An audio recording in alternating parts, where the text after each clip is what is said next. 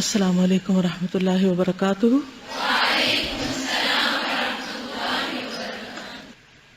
نحمده ونصلی علی رسولہ الکریم، اما بعد فاعوذ باللہ من الشیطان الرجیم، بسم اللہ الرحمن الرحیم، رب اشرح لی صدری ویسر لی امری کی طرف ہجرت۔ قریش کی تدبیر اور اللہ تعالی کی تدبیر۔ اس قسم کے اجتماع کا مزاج یہ ہوتا ہے، کس قسم کے؟ جس کا ذکر پچھلے سبق میں ہوا، دار الندوہ میں جو اجتماع تھا اس کی طرف اشارہ ہے کہ وہ انتہائی رازدارانہ ہوتا ہے، کیونکہ اس میں قتل کے مشورے ہو رہے ہیں۔ ظاہری سطح پر کوئی ایسی حرکت پیش نہ آئے جو روزمرہ کے خلاف اور عام عادت سے مختلف ہو، تاکہ کوئی شخص سازش اور خطرے کی بو نہ سونگھ لے اور کسی کے دل میں یہ بات نہ گزرے کہ یہ خاموشی کسی شر کا پیش خیمہ ہے۔ یعنی کبھی بھی حالات میں ایک دم چینج آئے تو انسان کو ہر طرح کے وسوسے آنے لگتے ہیں، خیال کہیں سے کہیں جانے لگتا ہے۔ یہ قریش کا مکر تھا، لیکن انہوں نے یہ مکر اللہ سبحانہ وتعالی کے مقابلے میں کیا تھا، یعنی چال چلی تھی، اس لیے انہیں اللہ نے اس طرح نامراد کیا کہ وہ سمجھ بھی نہ سکے۔ چنانچہ حضرت جبریل علیہ السلام نازل ہوئے، نبی صلی اللہ علیہ وسلم کو قریش کی سازش کی خبر دی، ہجرت کی اجازت دی، نکلنے کا وقت مقرر کیا، یعنی پوری پلاننگ وہاں سے آئی، اور قریش کے مکر کو رد کرنے کا پروگرام بتایا۔ چنانچہ فرمایا، جس بستر پر آپ سویا کرتے ہیں آج کی رات اس بستر پر نہ سوئیں، یعنی یہ تدبیر کا پہلا حصہ ہے۔ اللہ سبحانہ وتعالیٰ اس مکر کو رد کرتے ہیں، لیکن اس کے لیے تدبیر بھی بتاتے ہیں۔ تو ہمیشہ کسی بھی کام کو کرنے کے لیے تدبیر کرنا، پلاننگ کرنا اور حکمت سے کام لینا، سوچ سمجھ سے کام لینا بے حد ضروری۔ اللہ پر بھروسے کا مطلب یہ نہیں کہ انسان اونٹنی کو باندھنا چھوڑ دے، کیونکہ دنیا میں جو امور بھی ہوتے ہیں وہ اسباب کے پردے میں ہوتے ہیں۔ ادھر ٹھیک دوپہر کے وقت جب لوگ اپنے اپنے گھروں میں آرام کیا کرتے ہیں، رسول اللہ صلی اللہ علیہ وسلم ابو بکر صدیق رضی اللہ تعالیٰ عنہ کے گھر تشریف لے گئے اور ان کے ساتھ ہجرت کا پروگرام طے کیا۔ دوسری بات کیا پتہ چلتی کہ کسی بھی اہم کام کو کرنے کے لیے انسان کو مخلص ساتھی اور دوست چاہیے ہوتے ہیں۔ چنانچہ دونوں سواریوں کا سامان نہایت تیزی سے تیار کیا گیا، اور عبداللہ بن اریقط لیسی سے، جو ابھی تک دین قریش ہی پر تھا، یہ بات طے کی اور اس کا عہد و پیمان لیا گیا کہ وہ اجرت پر ان کو مدینہ لے جائے گا، یعنی کچھ پیسے لے گا اور راستہ دکھائے گا۔ یہ شخص راستوں کا بڑا ماہر تھا، خود مسلمان نہیں تھا، لیکن اس سے راستے کی خبر لی گئی۔ اس سے کیا پتہ چلتا ہے کہ ضرورت کے وقت قابل اعتماد نان مسلم سے مدد لی جا سکتی ہے۔ اللہ تعالیٰ چاہتے تو خود ہی ایک نقشہ سامنے لا دکھاتے، لیکن اس میں ہمارے لیے پھر ایک اسوہ حسنہ ہے۔ اسے کہہ دیا گیا کہ وہ 3 رات کے بعد جبل سور کے پاس آئے، اور وہ بھی کتنا رازدار تھا کہ اس نے کسی کو خبر نہیں دی کہ آپ کہاں جا رہے ہیں۔ ابو بکر کے علاوہ اور ابو بکر رضی اللہ تعالیٰ عنہ کے گھرانے کے علاوہ یہ شخص تھا جس کو آپ کے ٹھکانے کا علم تھا۔ اس کے بعد رسول اللہ صلی اللہ علیہ وسلم واپس آ کر اپنے روز مرہ کے کام میں حسب عادت اس طرح لگے رہے کہ کسی کو محسوس تک نہ ہوا کہ قریش کی قرارداد سے بچنے کے لیے آپ صلی اللہ علیہ وسلم ہجرت کی یا کسی اور کام کی تیاری کر رہے ہیں، یعنی بالکل نارمل انداز میں، کسی قسم کی کوئی ایکسائٹمنٹ نہیں، کسی انداز سے، کسی روٹین سے کچھ بھی شو نہیں ہو رہا کہ آپ کچھ اور پلان کر رہے ہیں، یعنی اتنی خاموشی اور سادگی کے ساتھ سب کچھ ہو رہا تھا۔ عام طور پر ہم اپنے راز کو راز نہیں رکھ پاتے۔ نبی صلی اللہ علیہ وسلم اور حضرت ابو بکر رضی اللہ تعالیٰ عنہ کے لیے یہ خبر معمولی خبر نہ تھی، یہ بات معمولی بات نہ تھی، اس کا کئی ماہ سے انتظار کیا جا رہا تھا۔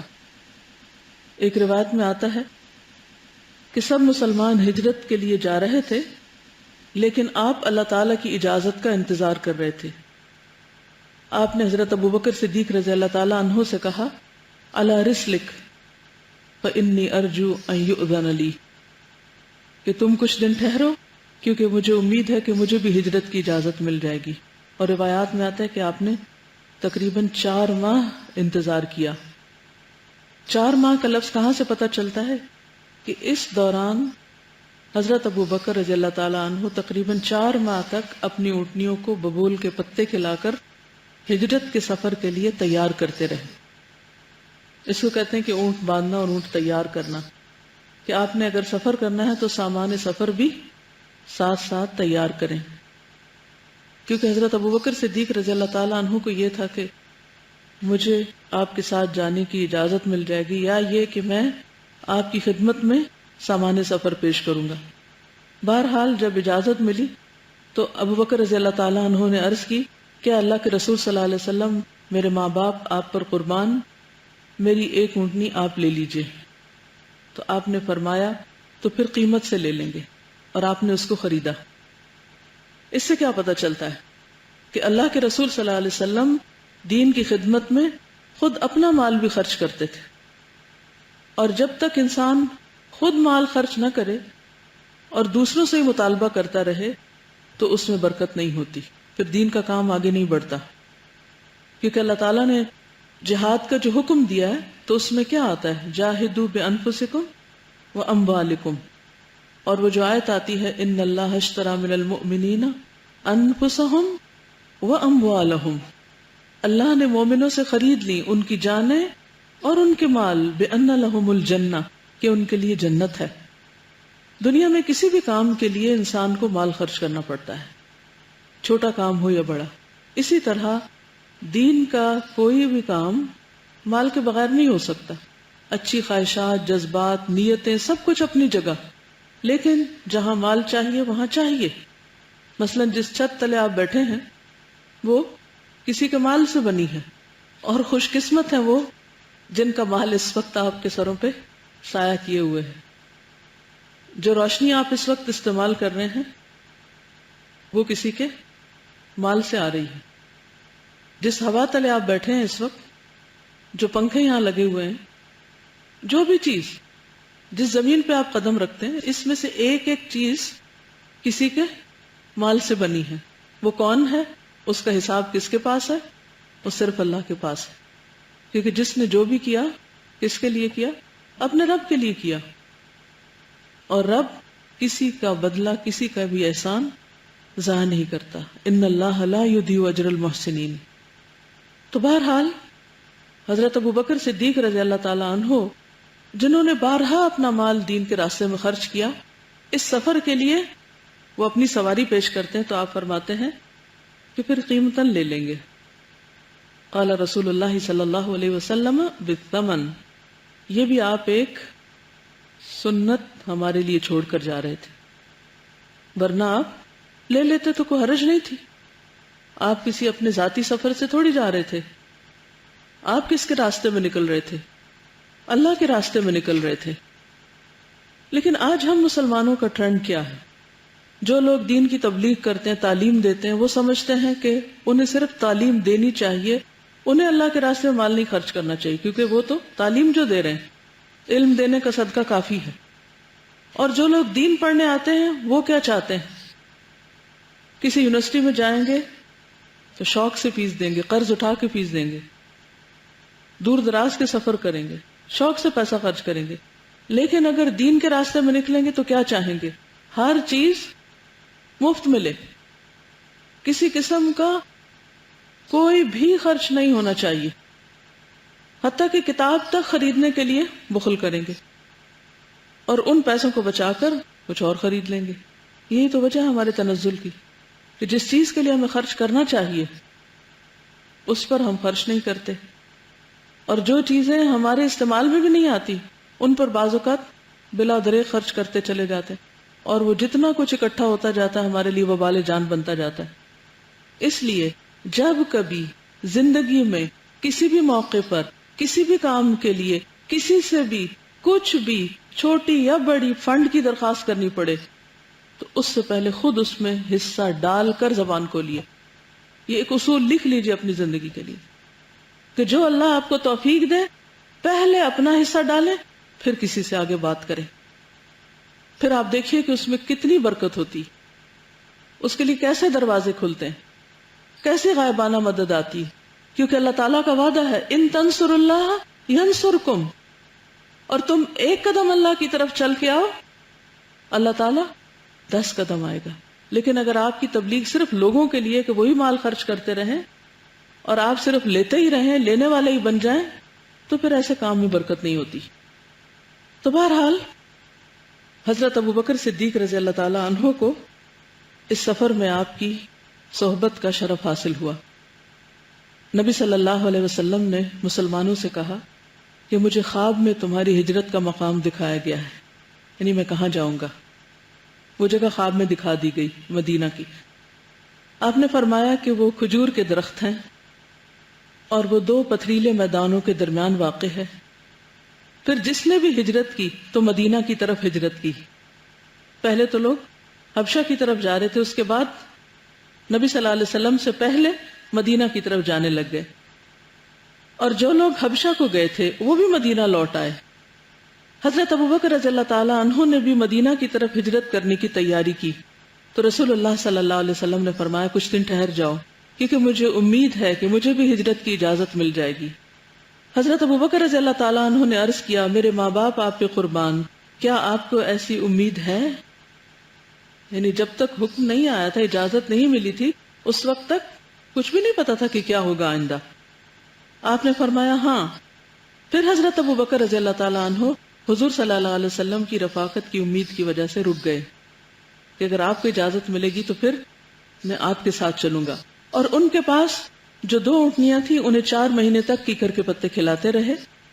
ابن شہاب کہتے ہیں کہ ان سے عروہ نے اور وہ حضرت عائشہ سے روایت کرتے ہیں، وہ فرماتی ہیں کہ ایک دن ہم حضرت ابوبکر رضی اللہ تعالیٰ عنہ کے گھر میں ٹھیک دوپہر کے وقت بیٹھے ہوئے تھے، تب دوپہر تھی، اور رسول اللہ صلی اللہ علیہ وسلم منہ پر چادر ڈالے ہوئے تشریف لا رہے تھے. عربوں کا طریقہ یہ کہ جب بہت دھوپ ہوتی ہے تو پھر وہ منہ کو بھی چادر سے لپیٹ لیتے ہیں.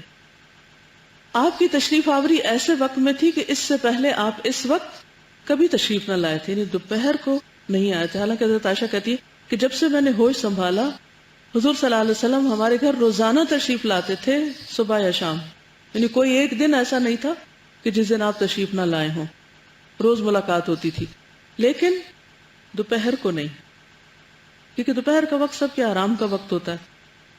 ابو بکر نے کہا میرے ماں باپ آپ پہ قربان، کیونکہ کسی نے اطلاع دی آپ کو، ضرور کوئی اہم بات ہے، چونک گئے، تبھی تو آپ اس وقت تشریف لائے ہیں. حضرت عائشہ فرماتی ہے کہ پھر حضور صلی اللہ علیہ وسلم تشریف لائے اور آپ نے اندر آنے کی اجازت مانگی اور آپ کو اجازت مل گئی. اس سے کیا پتہ چلتا ہے دوست کے گھر کیسے جاتے ہیں، جا دھمکتے ہیں اور کہتے ہیں اپنا گھر ہے اور کھولو دروازہ، پوچھنے کی کیا ضرورت ہے، اور پھر بلا وجہ بلا ضرورت کہاں جا گھسو، بیڈ رومز میں، واش رومز میں، جہاں جی چاہے، کسی اجازت کی ضرورت نہیں. لیکن نبی صلی اللہ علیہ وسلم کی سیرت اور اسوہ حسنہ کیا سکھا رہی ہے ہم کو، کیا سنت ہے، کیا کرنا چاہیے.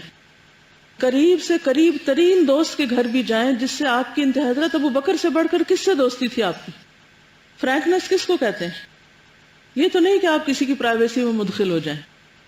ہم انہی سنتوں کو توڑتے ہیں، پھر دلوں میں دراڑیں پڑتی ہیں، تعلقات میں خرابی آتی ہے، پھر ہمیں بدگمانیاں پیدا ہوتی ہیں، پھر ہم ایک دوسرے سے دور ہو جاتے ہیں اور دین کے کام بھی بیچ میں رہ جاتے ہیں، اور پھر ہم دین کو بلیم کرتے ہیں، حالانکہ قصور سراسر اپنا ہوتا ہے اور ہم یہ دیکھتے نہیں کہ غلطی کی کہاں ہم نے.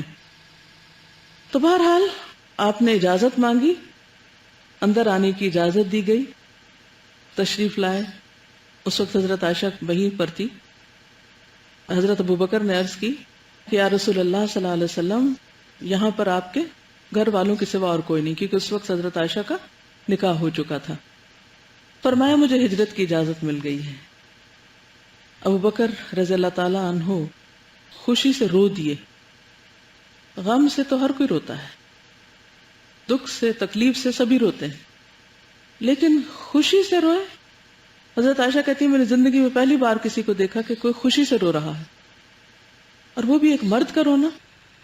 اور اس موقع پر ہونا، اور فوراً کہتے ہیں کہ الصحبہ یا رسول اللہ، کیا میں آپ کے ساتھ چلوں گا اللہ کے رسول صلی اللہ علیہ وسلم؟ آپ نے فرمایا ہاں۔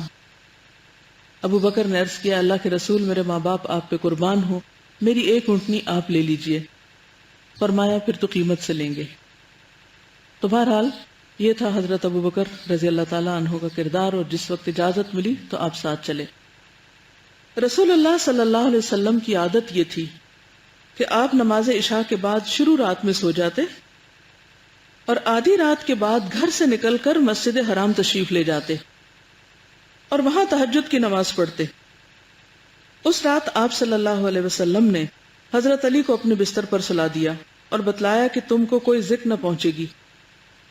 یہ روایت اگرچہ کتابوں میں آتی ہے لیکن ضعیف روایت ہے۔ چنانچہ جب عام لوگ سو گئے اور رات پرسکون ہو گئی تو سازشی لوگوں نے چپکے سے آ کر رسول اللہ صلی اللہ علیہ وسلم کا گھر گھیر لیا۔ حضرت علی بن ابی طالب کو آپ صلی اللہ علیہ وسلم کے بستر پر آپ کی سبز حضرمی چادر اوڑھ کر سوئے ہوئے دیکھا تو سمجھا کہ محمد صلی اللہ علیہ وسلم ہے۔ چنانچہ وہ غرور و تکبر سے مٹکنے لگے اور آپ کی گھات میں بیٹھ گئے کہ جب آپ اٹھیں گے اور باہر نکلیں گے تو آپ پر ٹوٹ پڑیں گے، اور یہ اللہ سبحانہ و تعالیٰ کی طرف سے یا قتل کر دیں یا نکال باہر کریں، اور وہ داؤ چل رہے تھے اور اللہ بھی داؤ چل رہا تھا، اور اللہ سب سے بہتر داؤ والا ہے۔ تو بہرحال یہ بات درست ہے کہ مشرکین نے آپ کے گھر کا گھیراؤ کر لیا اور آپ ابھی اندر ہی تھے۔ رسول اللہ صلی اللہ علیہ وسلم اپنا گھر چھوڑتے ہیں۔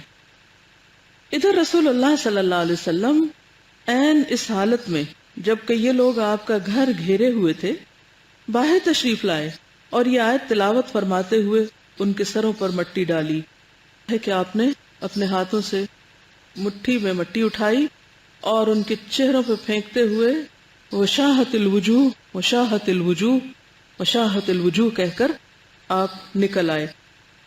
ہم نے ان کے آگے ایک رکاوٹ کھڑی کر دی اور ان کے پیچھے رکاوٹ کھڑی کر دی، بس ہم نے انہیں ڈھانک دیا لہٰذا وہ دیکھ نہیں رہے ہیں۔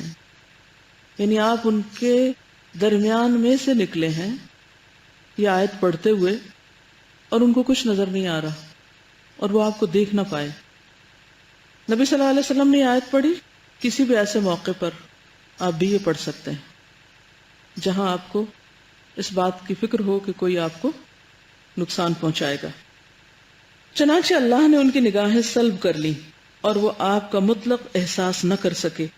اس کے بعد آپ حضرت ابو بکر کے گھر تشریف لے گئے اور ان کے مکان کی ایک کھڑکی سے نکل کر، دروازے سے نہیں نکلے، کھڑکی سے نکل کر، یہ بھی تدبیر کا حصہ ہے، دونوں حضرات نے یمن کا رخ کیا، بالکل اپوزٹ سائڈ پہ، مدینہ شام کی طرف ہے اور آپ اپوزٹ ڈائریکشن پہ نکلتے ہیں، اور فجر کی پو پھٹنے سے پہلے تقریباً 5 میل فاصلے پر واقع سور نامی پہاڑ کے ایک غار میں جا پہنچے جس کو غار سور کہا جاتا ہے۔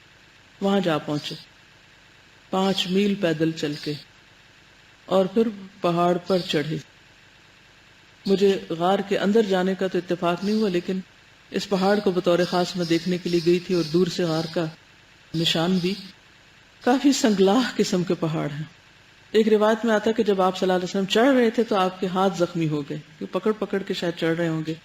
آپ کے ہاتھوں کی نرمی کے بارے میں حضرت انس کہتے ہیں کہ میں نے ریشم سے زیادہ آپ کے ہاتھوں کو ملائم پایا۔ تو بہرحال وہاں پر آپ پہنچے اور جا کر آپ اس کے اندر پناہ لیے۔ غار میں 3 راتیں۔ غار کے پاس پہنچ کر پہلے ابو بکر اندر داخل ہوئے تاکہ اس میں کوئی مضر چیز ہو تو رسول اللہ صلی اللہ علیہ وسلم کی بجائے انہی کو کاٹے یا ڈسے، کیونکہ ابھی اندھیرا تھا۔ چنانچہ انہوں نے غار کو صاف کیا، چند سوراخ تھے، انہیں تیبند پھاڑ کر بند کیا کیونکہ بچھو وغیرہ آ سکتے تھے اس میں سے۔ 1 یا 2 سوراخ باقی رہے، ان میں اپنا پاؤں ڈال دیا۔ پھر رسول اللہ صلی اللہ علیہ وسلم اندر تشریف لائے اور ابو بکر کی گود میں سو گئے۔ اسی دوران میں ابو بکر کے پاؤں کو کسی چیز نے ڈس لیا، مگر وہ رسول اللہ صلی اللہ علیہ وسلم کی موجودگی کی وجہ سے نہیں ہلے، لیکن ان کے آنسو رسول اللہ صلی اللہ علیہ وسلم کے چہرے پر ٹپک گئے، جس سے آپ بیدار ہو گئے اور ماجرا دریافت کیا تو انہوں نے بتایا میرے ماں باپ آپ پہ قربان، مجھے کسی چیز نے ڈس لیا ہے۔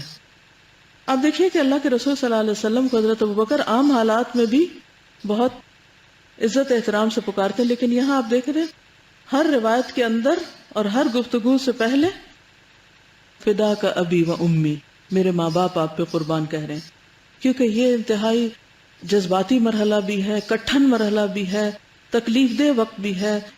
تکلیف اس لیے کہ نبی صلی اللہ علیہ وسلم کس کو چھوڑ رہے تھے؟ مکہ کو چھوڑ رہے تھے، اور مکہ کو چھوڑنا آپ کے لیے تکلیف دہ تھا۔ ابو ہریرہ سے روایت ہے نبی صلی اللہ علیہ وسلم حضورہ نامی جگہ پر کھڑے ہو گئے اور فرمایا، اے مکہ، اللہ کی زمین میں تو سب سے بہترین زمین ہے اور اللہ کے نزدیک سب سے زیادہ پسندیدہ ترین۔ اگر مجھے تیرے گھر والے نہ نکالتے تو میں نہ نکلتا۔ تو وطن چھوڑنے کا بھی ایک غم، جس جگہ پر آپ پیدا ہوئے بڑے ہوئے وہی آپ پر نازل ہوئی، اور آپ نے اپنی عمر کی تقریباً 53 بہاریں یہاں دیکھی، یعنی 53 سال کے تھے آپ جب وحی کا حکم آیا۔ اور پھر یہ کہ جس طرح مکہ والوں نے آپ کو ستایا اور آخری وقت بھی جس طرح انہوں نے گھیراؤ کیا، تو یہ ساری چیزیں نہایت دل شکن تھی۔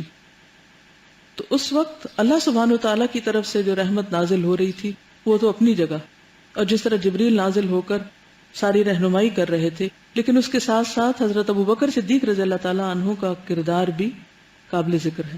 نہ صرف یہ کہ آپ کا، بلکہ آپ کے بیٹے، آپ کے غلام، آپ کی بیٹیاں، پورے کا پورا گھرانہ اس کام میں آپ کا مددگار ہے۔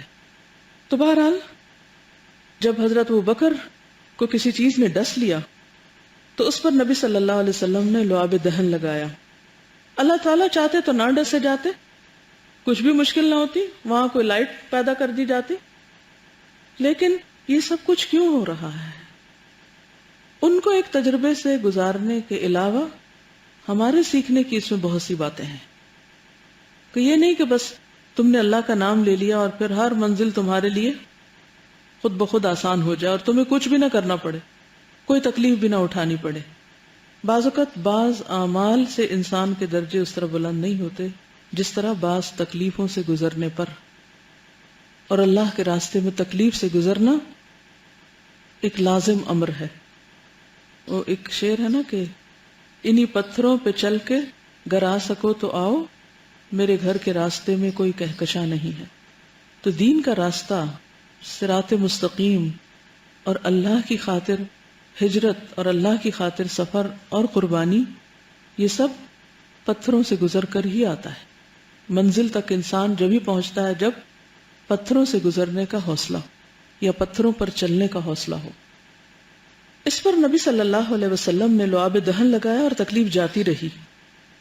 غار میں دونوں حضرات 3 رات چھپے رہے۔ اس دوران میں ابو بکر رضی اللہ عنہ کے صاحبزادے عبداللہ بھی یہیں رات گزارتے تھے، بیٹے بھی یہیں آ جاتے پاس۔ وہ گہری سوجھ بوجھ کے مالک، سخن فہم نوجوان تھے، یعنی حضرت ابو بکر تو تھے ہی، لیکن عبداللہ بن ابی بکر جو تھے وہ بھی بہت سمجھدار تھے۔ صبح سویرے وہ نکلتے اور نکل کر مکہ میں قریش کے ساتھ اس طرح دن گزارتے جیسے انہوں نے رات یہیں گزاری ہے، محسوس ہی نہ ہونے دیتے۔ اور قریش کی ہر بات جس میں حضور صلی اللہ علیہ وسلم اور حضرت ابوبکر کے خلاف کسی قسم کی کوئی سازش ہوتی یا کوئی تدبیر ہوتی تو وہ ساری معلومات جمع کرتے رہتے اور رات کو آ کے خاموشی سے پوری انفارمیشن دیتے۔ یعنی اس دور میں اور تو کوئی میڈیا کی کوئی سروس تو نہیں تھی، کوئی ٹیلی فون نہیں تھے یا کوئی اور انٹرنیٹ سروس نہیں تھی یا وائرلیس سسٹم نہیں تھا۔ تو حضرت ابوبکر کے بیٹے جو تھے عبداللہ بن ابو بکر، وہ یہ سب کام کرتے۔ وہاں سے سویرے نکل کر اس طرح قریش کے درمیان صبح کرتے ہوئے مکہ میں ہی رات گزاری، پھر وہ قریش کی تدبیریں اور خبریں سنتے، اور جب رات کی تاریکی گہری ہو جاتی تو ان خبروں کو لے کر غار میں پہنچ جاتے۔ حضور صلی اللہ علیہ وسلم اور حضرت ابوبکر عمر کے ایک اور دور میں داخل ہو چکے تھے۔ حضرت عبداللہ ابھی نوجوان تھے، اور جوانی میں اللہ کی عبادت اور دین کی خدمت، اس کا لطف ہی کچھ اور ہے۔ حدیث میں آتا ہے، بے شک تمہارا رب اس نوجوان سے بہت خوش ہوتا ہے جس کی جوانی میں نادانی نہیں ہوتی، جس کی جوانی میں نادانی نہیں ہوتی۔ جب بچوں کو سمجھایا جاتا ہے، خصوصاً ٹین ایجرز کو کوئی بات سمجھائی جاتی ہے تو وہ کیا کہہ کے ہر غلط کام کرنا چاہتے ہیں؟ کیا کہتے ہیں؟ جوانی، نادانی، اور اب آپ لوگ تو بڑے ہو گئے ہیں اور اب آپ کو ہوش آ گئی ہے، اور ہماری عمر میں آپ لوگ کیا کرتے تھے اور ہم پر ابھی سے اتنی پابندیاں عائد ہو گئیں۔ تو بات یہ ہے کہ ان نوجوانوں سے اللہ تعالیٰ محبت کرتے ہیں جن کی جوانی بے داغ ہوتی ہے اور غلطیوں اور حماقتوں سے پاک ہوتی ہے۔ وہ 7 لوگ جو عرش الہی کے سائے تلے ہوں گے، ان میں سے ایک وہ نوجوان بھی ہے کہ جس کی جوانی اللہ کی عبادت میں گزری۔ تو جتنا ارلیئر انسان سٹارٹ لے اتنا ہی اچھا ہے، اس بات کا انتظار ہے۔ اور حضرت عبداللہ جو ہے یہ اس لحاظ سے بھی خوش قسمت ہے کہ نبی صلی اللہ علیہ وسلم کی جب وفات ہوئی، آپ کو یاد ہے کہ جب نبی صلی اللہ علیہ وسلم کی وفات ہوئی حضرت ابوبکر کہاں تھے؟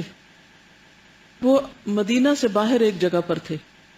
وہاں سے جب آپ تشریف لائے تو روایات میں آتا ہے کہ آپ صلی اللہ علیہ وسلم کے اوپر اس وقت کیا تھی؟ یمنی دھاری دار چادر تھی، ٹھیک ہے؟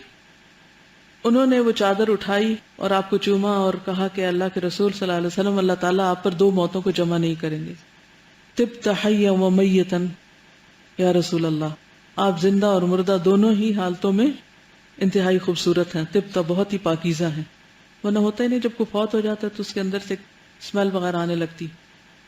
اس چادر میں آپ کو کفن نہیں دیا گیا، تو یہ چادر کس نے لے لی؟ عبداللہ نے۔ پھر کہا کہ مجھے اس میں کفن دیا جائے، لیکن پھر بعد میں اس کو خیرات بھی کر دیا۔ کیوں؟ لن تنالوا البر حتى تنفقوا مما تحبون۔ وہ چیزیں خرچ کرنا تو بہت آسان ہوتا ہے جن کے ساتھ کوئی ایموشنل اٹیچمنٹ نہیں ہوتی، لیکن کسی بھی چیز کے ساتھ جو ایک ایموشنل اٹیچمنٹ ہوتی ہے، چاہے اس کی قیمت معمولی ہی کیوں نہ ہو، وہ چیز چھوٹی سی ہی کیوں نہ ہو، انسان اس کو فی سبیل اللہ نہیں خرچ کر سکتا، لیکن حضرت عبداللہ نے اس کو بھی دے دیا۔ اس سے کیا پتا چلتا ہے؟ اور جو بیعت کے بارے میں آپ نے پڑھا تھا، اس بیعت کی شقوں میں ایک شق یہ بھی تھی نا، کیا کہ ہم عسر اور یسر دونوں حالتوں میں خرچ کریں گے، اللہ کے راستے میں دیں گے، کیونکہ اللہ کے راستے میں دینے سے ہی انسان کے اسلام کی سچائی اور محبت ثابت ہوتی ہے کہ واقعی ہمیں دین سے کچھ تعلق ہے۔ بہرحال ادھر حضرت ابوبکر رضی اللہ عنہ کے غلام عامر بن فہیرہ بکریاں چراتے رہتے، ان کا اپنا ایک رول ہے، اپنا اپنا کام اور اپنے اپنے طریقے سے دین کی خدمت۔ سب ایک ہی کام کو نہیں لگ گئے، ہر ایک اپنے طریقے پر چل رہا ہے۔ جب رات کا ایک حصہ گزر جاتا تو ان بکریوں کو لے کر ان کے پاس پہنچ جاتے، چراتے چراتے کسی کو کیا خبر کدھر جا رہے ہیں۔ اس طرح دونوں حضرات آسودہ ہو کر دودھ پی لیتے۔ پھر صبح تڑکے ہی یعنی صبح سویرے عامر بن فہیرہ بکریاں ہانک کر چل دیتے اور انہیں عبداللہ بن ابوبکر کے قدموں کے نشانات پر لے جاتے تاکہ وہ نشانات مٹ جائیں۔ تو یہ بکریاں نشان مٹانے کے کام آتی، اور گرم پتھر پر رکھ کر وہ لوگ رات کے وقت دودھ گرم کر لیا کرتے تھے۔ عربوں کے ہاں پتھر اتنے گرم ہو جاتے ہیں جیسے کوئلے دہک رہے ہیں، ظاہر 50 ڈگری کے اوپر پتھروں کا کیا حال ہو۔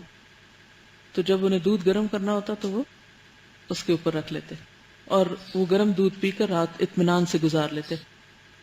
دن کی گرمی میں آپ نے ٹھنڈا دودھ پیا، آگے چل کے آپ دیکھیں گے پورا سفر ہجرت میں آپ نے دودھ پر ہی اکتفا کیا، اور رات کو گرم دودھ۔ اس سے کیا پتا چلتا ہے ایسا کیوں کیا؟ جی، گرم دودھ تھکاوٹ اتارنے کے کام آتا ہے، انسان کے لیے باعث سکون ہوتا ہے، اور ٹھنڈا دودھ پانی ملا ہوا پیاس بجھانے کے کام آتا ہے اور گرمی کی حدت کو ختم کرتا ہے۔ تو دن کے وقت جو گرمی ہوتی ہے اس کے لیے ٹھنڈا دودھ بہتر ہوتا ہے۔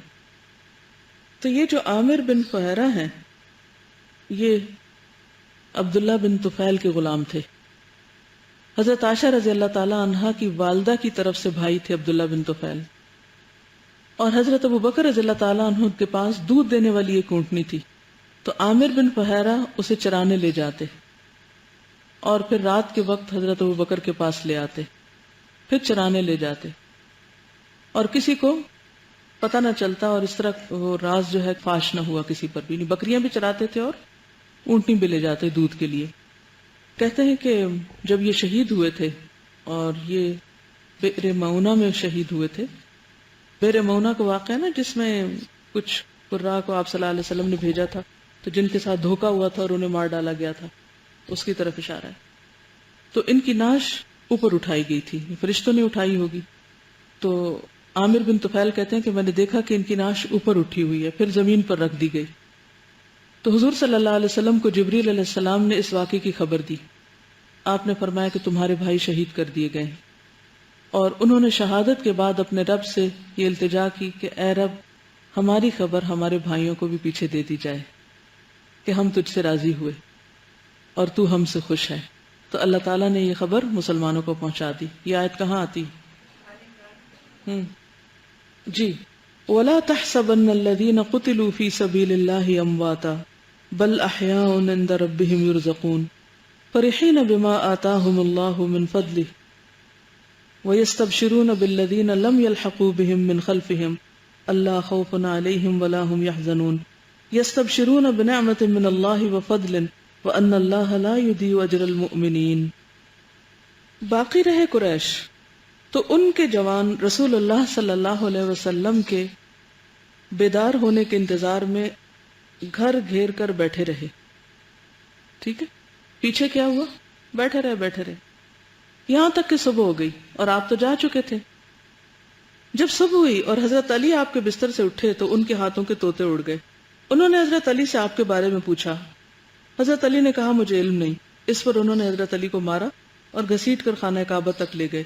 کچھ دیر قید بھی رکھا لیکن بے فائدہ.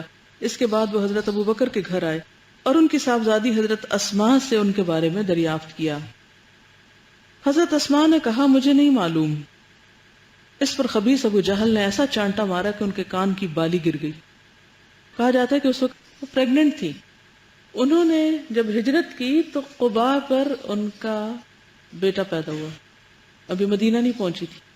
کون سے کیا بیٹے کا نام تھا؟ عبداللہ بن زبیر. اور یہ ہجرت کے بعد سب سے پہلا بچہ تھا جو پیدا ہوا. تو یہ حضرت عائشہ سے عمر میں بڑی تھی. حضرت اسماء بنت ابی بکر کہتی ہیں کہ میں مکہ ہی میں حاملہ ہو گئی تھی. حمل کے دن پورے ہونے کو تھے کہ مدینہ کے لیے روانہ ہوئی. قباء میں اتری، وہی میرا بچہ پیدا ہوا. پھر میں اس کو رسول اللہ صلی اللہ علیہ وسلم کی خدمت میں لے کر آئی اور میں نے اسے آپ کی گود میں ڈال دیا. آپ نے کھجور منگوائی، اس کو چبایا اور اس کے منہ میں ڈال دیا.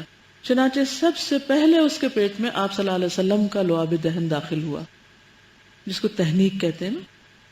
پھر اس کے تالو میں کھجور لگا دی اور اسے برکت کی دعا دی. یہ سب سے پہلا لڑکا تھا جو اسلام میں پیدا ہوا. لوگ بہت زیادہ خوش ہوئے، اس لیے کہ مسلمانوں کے متعلق کہا جاتا تھا کہ ان پر یہودیوں نے جادو کر دیا ہے، اس لیے ان کے ہاں کوئی اولاد نہیں ہوتی.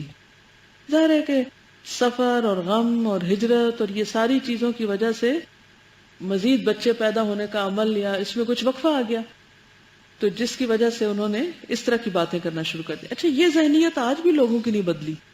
آج بھی اگر کسی کی اولاد نہیں ہوتی تو اس کو لازماً یہ کہا جاتا ہے، لازمی طور پر، کہ لگتا ہے تم پر کسی نے کچھ جادو کر دیا. تو بہرحال پھر انہوں نے ہر جانب تلاش شروع کر دی اور اعلان کیا کہ جو کوئی ان دونوں کو زندہ یا مردہ حاضر کرے اسے ہر ایک کے بدلے 100 اونٹ انعام دیے جائیں گے. 100 اونٹ انعام. آپ دونوں کی، یعنی نبی صلی اللہ علیہ وسلم حضرت ابوبکر کی گرفتاری پر اعلان عام کیا گیا. اب آپ دیکھیں کہ ایسا اعلان کسی بستی میں ہو تو کیا ہوگا. ہر شخص جو بھی آپ کے دشمنوں میں سے تھا وہ یہ 100 اونٹ پانے کے چکر میں تلاش میں لگ گیا ہوگا. ہر کونا کھدرا گلی کوچا مکہ کا چھان مارا ہوگا کہ کہاں ہے وہ، اور آس پاس کے علاقے بھی. تلاش کرنے والے غار کے دھانے تک جا پہنچے، اس قدر قریب کہ اگر کوئی شخص سر نیچا کرتا اور اپنا پاؤں دیکھتا تو انہیں بھی دیکھ لیتا. اس صورتحال سے رسول اللہ صلی اللہ علیہ وسلم کے بارے میں حضرت ابوبکر کو سخت غم ہوا کہ یا رسول اللہ وہ تو اتنے قریب پہنچ گئے. تو آپ نے فرمایا ما ظنک یا ابا بکر باثنین اللہ ثالثہما لا تحزن ان اللہ معنا. ابو بکر، ایسے 2 آدمیوں کے بارے میں تمہارا کیا خیال ہے جن کا تیسرا اللہ ہے، غم نہ کرو، یقیناً اللہ ہمارے ساتھ ہے. یہ ایسا سخت وقت تھا کہ آپ دیکھیں کہ آپ کہیں چھپے ہوئے ہوں اور دشمن آپ کے بالکل قریب پہنچ جائے، تو اس وقت دل کا حال کیا ہو کہ جیسے ابھی سینے سے باہر آ جائے گا حلق کے راستے. شدید خوف کا عالم تھا. تو یہ رات جو تھی وہ بہت بھاری تھی.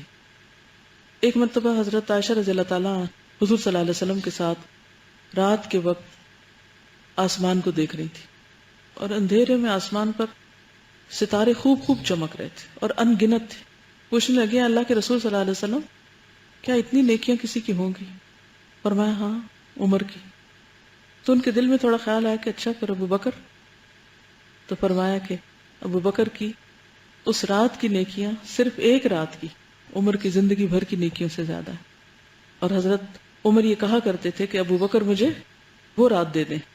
لیکن ایسے مشکل حالات کے لیے، مشکل وقت کے لیے اللہ تعالیٰ انتہائی خالص لوگوں کو چنتا ہے جو واقعی سنسیئر ہوں.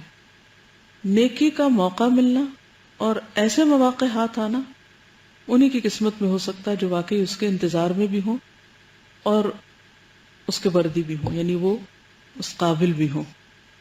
آپ دیکھیے کہ حضرت ابو بکر، ان کے بیٹے، ان کے غلام، ان کی بیٹیاں، ہمارے بچے اس عمر میں کیا کر رہے ہوتے ہیں؟ سنگلاخ پہاڑوں پہ چڑھ سکیں گے؟ کھانا لے جا سکیں گے؟ اتنے خوفناک راستوں میں، اتنے مشکل کام، وہ کس چیز کے ماہر ہیں؟ ویڈیو گیمز خوب کھیلنا آتی ہیں، انٹرنیٹ پہ گیمز کھیل سکتے ہیں. چھوٹے سے چھوٹے بچے اپنی پسندیدہ سائٹس کو کھول لیتے ہیں کمپیوٹر پہ بیٹھ کے، کیونکہ ہم نے ان کو اسی کام کے لیے چھوڑا اور انہوں نے بھی یہی سیکھا.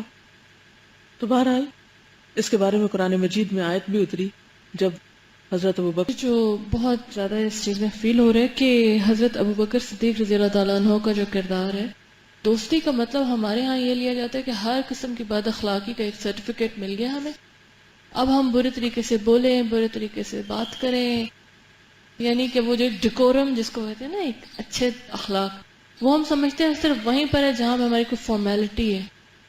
اور اگر ہم اچھے اخلاق کا مظاہرہ دوستوں کے درمیان میں کریں تو وہ کہتے ہیں تم کیا اتنی فارمل ہو رہی ہو، بی نیچرل. نیچرل ہونے کا مطلب بد اخلاقی نہیں ہے، کتنے رسپیکٹ ہے. پھر دوستوں میں یہ ہوتا ہے کہ اگر کوئی چیز ایک دوسرے سے کوئی لین دین ہو تو اس میں تو سوچا ہی نہیں جا سکتا کہ ایک بندہ آفر کرے کہ جی میں آپ کو اس کی قیمت دیتا ہوں، وہ کہتے اس کو میرے سے یعنی کوئی محبت نہیں ہے، یا یہ ہمیں اپنا نہیں سمجھ رہا کہ یہ کہہ رہے ہیں کہ قیمت ہے، تو اس کا مطلب ہے اس سے ہماری بے عزتی کر دی اور اس نے ہماری ساری محبت پہ پانی پھیر دیا، اور اس قسم کی ہماری جہالت ہے. ایکچولی ہم irrelevant چیزوں کو اتنا ایمفیسائز کرتے ہیں کہ جو مقصد ہوتا ہے یا جو کام کی چیز ہوتی ہے تو پیچھے ہی رہ جاتی، یعنی غیر ضروری چیزوں پہ ہمارا فوکس زیادہ ہوتا ہے اور اس سے بہت وقت ضائع کرتے ہیں. اور دوستی کا مطلب بھی ہم نے کیا لے رکھا ہے کہ اپنا وقت بھی ضائع کرو اور دوسرے کا بھی، اور جو کرنے کا کام ہے نہ خود کرو اور نہ کسی کو کرنے دو. یہ غیر مسلم جس نے ابھی اسلام قبول نہیں کیا تھا، جب انہوں نے کہا کہ 100 اونٹ ملیں گے تو عہد کے تو پابند تھے وہ لوگ نا. جب 100 اونٹ کا اعلان ہوا تو وہ نان مسلم جس نے راستہ دکھانے کی بات کی تھی وہ اس سے متاثر نہیں ہوا اور اس نے اپنے عہد کو قائم رکھا. جی یہ تھی استاذہ کہ اللہ تعالیٰ اور نبی صلی اللہ علیہ وسلم اگر چاہتے تو ابو بکر کے بجائے حضرت عمر کو بھی ساتھ لے جا سکتے تھے نا. اور حضرت عمر جو اتنے بہادر جب اسلام لائے تو کوئی ان کو کچھ نہیں کہہ سکا، اور نبی صلی اللہ علیہ وسلم چاہتے تو ان کو ساتھ لے کے چلتے اور کوئی ان کو کچھ کہہ نہیں سکتا تھا پھر شاید ان کے ساتھ اگر نکلتے تو. لیکن حضرت ابو بکر کے اندر جو حکمت اور جو حلم اور جو کچھ ساری جو خصوصیات ان کے اندر تھیں وہ حضرت عمر میں شاید اس حد تک نہیں تھی. تو جی ہاں. وہی اور بات پھر کہ جو سفر ہے وہ بھی آ گئے، آپ دیکھیں گے کہ انہوں نے سفر میں کیا کچھ کیا. تو لیڈر بھی یہ چیز سمجھ جاتا ہے نا کہ کس کے اندر بھگوڑے کیا بن کے نہیں خصوصیات نکلے تھے، ہیں. وہ بہت کچھ کرتے ہوئے گئے تھے اور ایک ایک قدم پہ ہمارے لیے سنتیں چھوڑتے ہوئے، کیونکہ نبی صلی اللہ علیہ وسلم کا ہر ایکشن، ہر رخ، ہر موڑ جو ہے وہ اس میں ہمارے لیے سبق ہے. چلیے ہم آگے چلتے ہیں.